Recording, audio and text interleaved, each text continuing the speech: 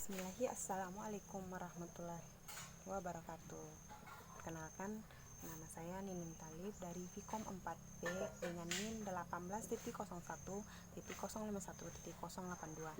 Di sini saya akan mempresentasikan salah satu tugas mata kuliah komunikasi pembangunan yang diampu oleh Ibu Fahrunisha. Di sini saya mendapatkan materi tentang hubungan komunikasi sosial pembangunan dan interaksi.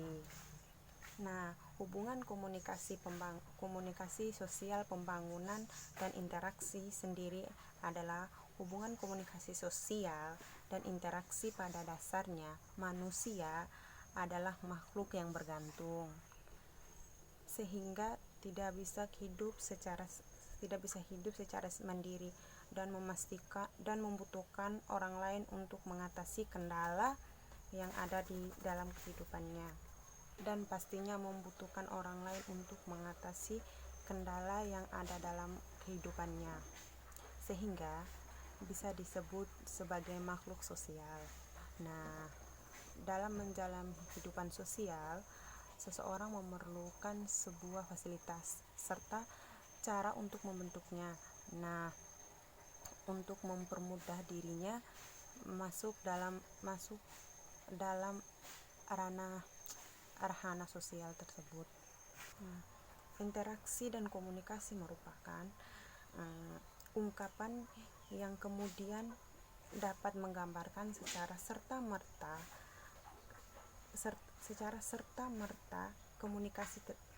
ungkapan yang kemudian dapat menggambarkan secara serta-merta komunikasi tersebut.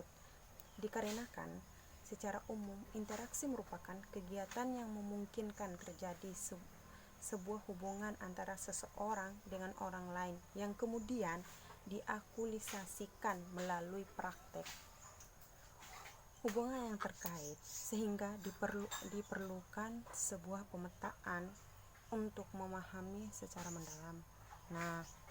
Berbicara pada lingkungan sosial, maka interaksi komunikasi pun yang akan dilakukan bersifat sosial. Dalam hal ini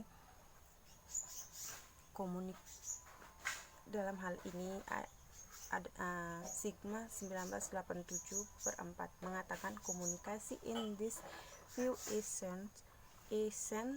not as individual phenomena but as a social level one.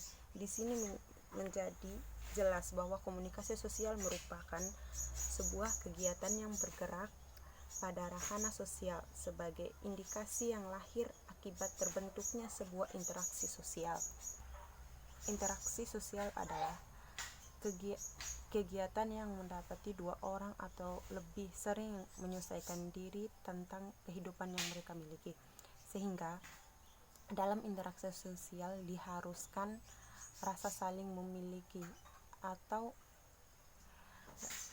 peduli dalam setiap diri pelaku interaksi tersebut. Hal penting ini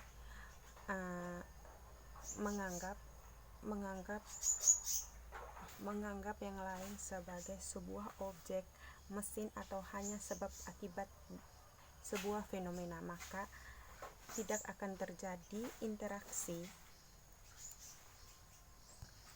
sosial. Sedangkan komunikasi sosial selain merupakan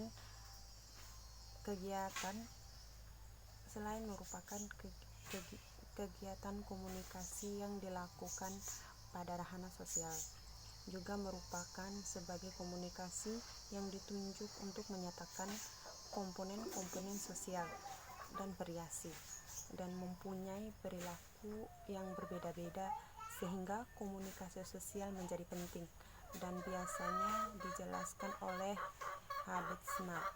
Habermas yang menekankan perlunya dibangun kondisi komunikasi yang menjamin norma-norma yang dapat diterima dan menjadi otonomi warga melalui kemampuan emansipatoris, sehingga sehingga menghasilkan proses pembentukan kehendakan bersama lewat berbicara, dan hal ini menjadi fungsi dari komunikasi sosial yang tercipta. Nah, riset tentang komunikasi sosial dan interaksi sosial adalah sebuah masyarakat. Maka hal ini menjadi komunikasi sosial adalah kesepakatan yang kemudian tercipta sehingga menghasilkan sebuah hasil sebagai bukti dari kesepakatan yang sudah dibentuk. Nah, di mana dalam proses pembuatan kesepakatan tersebut terjadi sebuah interaksi sosial antar individu dikarenakan telah dibentuknya sebuah kesepakatan sebagai bukti penyamaan atau proses saling menyesuaikan kepribadian sehingga terbentuk sebuah kesepakatan bersama.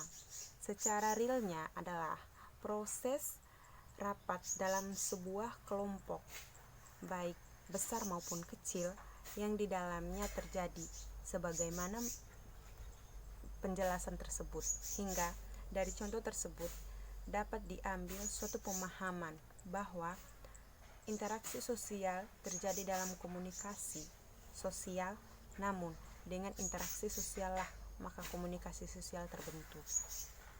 Baik, mungkin sekian presentasi dari saya, kurang dan lebihnya saya mohon maaf.